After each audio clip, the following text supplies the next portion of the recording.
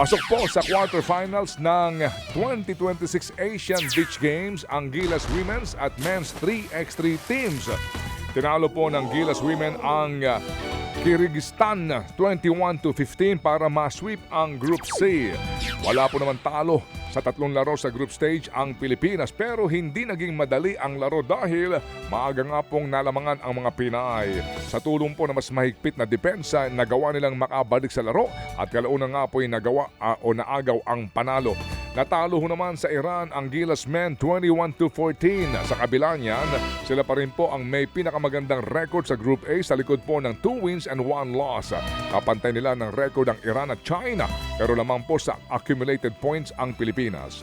Hindi pa tukoy ang sunod pong makakalaban ng Gilas Men at Women. Samantala, opisyal nang magsisilbi bilang susunod na host ng Asian Beach Games ang Pilipinas. Pinirmahan na po ng Philippine Olympic Committee ang host city contract para dito. Target pong maganap sa Cebu City on March 2028 ang 7th o Asian Beach Games. Kasunod po niya, nagsimula na rin ang pagpaplano ng sports officials para masigurong matagumpay ang hosting. Sa ngayon, 24 sports daw ang prioridad: team water, martial arts at maging individual sports. 27 namang manlalaro ang kabilang sa wishlist ng Philippine National Volleyball Federation para po sa magiging lineup ng Alas Pilipinas Women sa AVC Nations Cup. Kabilang dyan ang 11 newcomer, gaya po nina Erica Santos ng Signal at Sam Cantada ng NU. May tuturin din pong baguhan sina Kiana D ng PLDT na hindi pa nakakapaglaro mula ng i-rebrand bilang Alas Pilipinas ang national team. Gaganapin po ang ABC Nations Cup sa Candon, Ilocos Sur mula June 6 hanggang 14. Ngayong araw naman formal na magbubukas ang 2026 MPTC Tour of Luzon.